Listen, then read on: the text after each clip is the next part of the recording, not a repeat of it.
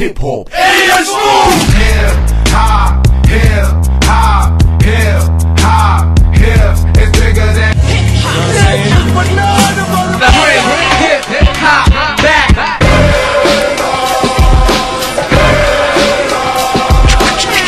Hip-hop ain't never felt this good. Rap is something you do, hip-hop is something you live. So, echte hip-hop in je smooth. Echte hip-hop in je smooth. Come on. What's up? This is Promoe from the Looptroop Rockers. You're checking out hiphopinjesmooth.com. Hip-hop in your face. Hip-hop in ditt ansikte. But a lot of times when we do hometown shows, it's a little too much stress, you know, because it's like when you're in a city somewhere far away, like you can't do anything. You're just sitting there, you're waiting for the show. You don't know anybody, and then you just go on and do the show. But in your hometown, it's like all these different things you have to fix. You meet people all the time you talk to, and you have to do the dishes at home, or maybe wash your clothes or something, and do the gig at the same day. So usually I don't like it, but this last time was really great. I recognize some of that, you know, in Sweden as well, but we still have a pretty big scene with a lot of kids who really appreciate the Swedish hip hop, and there are some legends, you know, and some, I mean, Looptroop, we have some kind of legend status because we've always been independent and we've been doing it our own way. So we're not famous, you know, to everybody.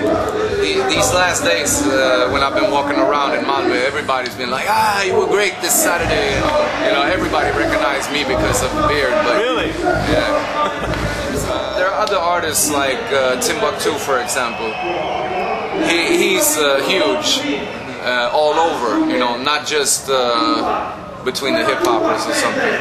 He's got a special position because at the same time, when I got started in rap, I used to listen to his stuff as well, in English. Right. He was rapping in English, and now he's huge and mainstream in Swedish.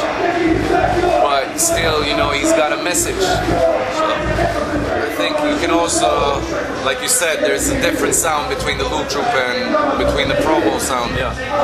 Like, I've had more reggae influence in my sound. I've recorded my last 2 albums partly in Jamaica with Jamaican artists.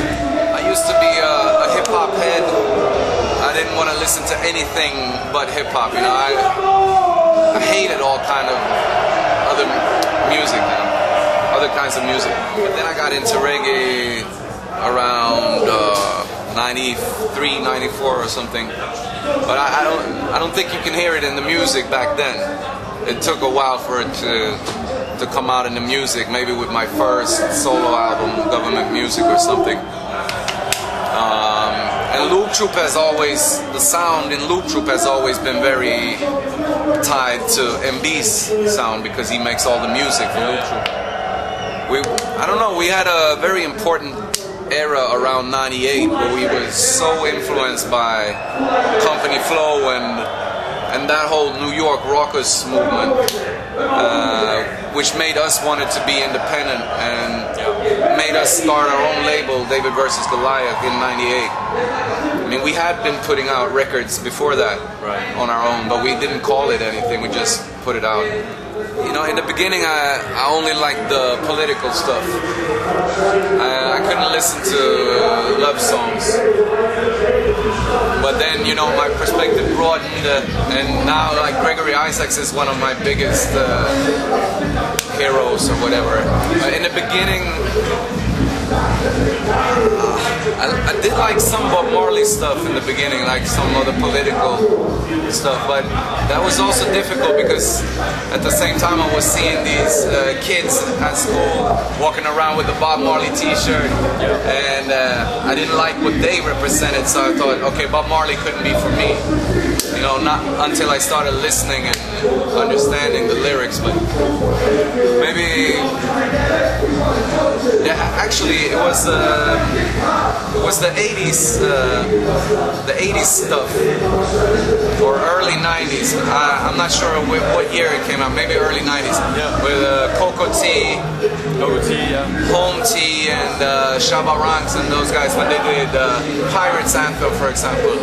The one, them I call us pirates, them I call it illegal, and we stole that for a song called Illegal Commercials that we put out in 96 or 97. Them I call us writers. Okay. So that was one of the early influences, but yeah, Cosmic got me into it. I love playing in the East. I've had great shows in Romania, Czech Republic, and Slovakia, Poland. But of course, like for us, you know, when we started getting outside of Sweden, we started playing in Germany at first. And we've had so many great shows in Germany, you know, so much support there. Actually, one of the first shows we did in Germany, Zombie Squad from Holland was at the same show. So it's up to Zombie Squad. I mean, we played in New York and Los Angeles and stuff like that, but for me, it's not about the place you play. It's more about the vibe at that. It could be anywhere, you know. It could be in a small town in the south of Germany or in Spain or whatever. You know, because for us, the show in New York wasn't our best show. Maybe we were a little nervous, so, but it's not about the place. It's more about the vibe. And like Eastern Europe got a great vibe. It's so much energy, so much love. And we were at in my country house in outside Malmö in Sweden. We were gonna start the recording for the new album, Good Things, back in the summer of 2006, and we just wanted to get off like on an easy start, you know, with good vibes. So, and like Looptroop, we've always been really serious with everything we do. But at the same time, as you know, when we hang out, we're not like that.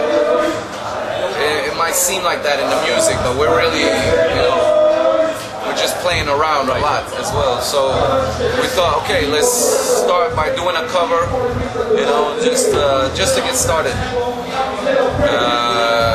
We had no idea that we were gonna put it on the album. Actually, I mean, we weren't gonna put it on the album.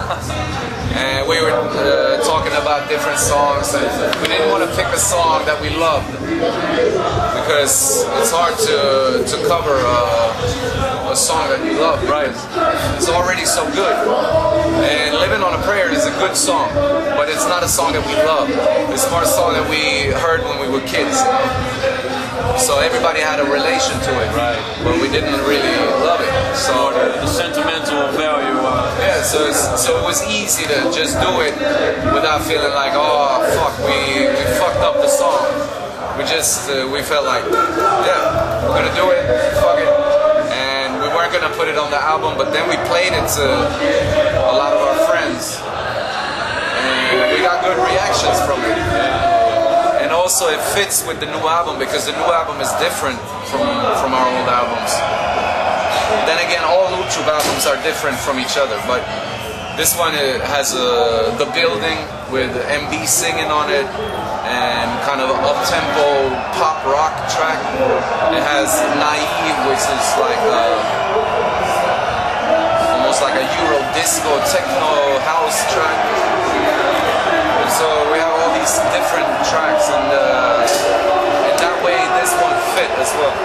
Promoe used to work as a paper boy, and that way you ain't making no paper boy, but that's cool. I took a liquor class in school, in the meantime I put rhymes on the paper boy. 98 I made my choice that I wouldn't graduate, but instead my boys and me broke into the scene as the devious G's and proceeded to make some noise. And the crowd, yo, they made some noise, sweet in the holler, and later on we were kids saying fuck the biz. The other kids loved that, but not the biz. They hated us. The feeling was mutual, but it made it tough not to be rich, just to make enough. When God's exist, I prayed to such, and even Lady Lux, I was answered, they can never break down us. No, they they can never break down to us. So it's about growing up in music and, you know, getting into music and just how we've done it.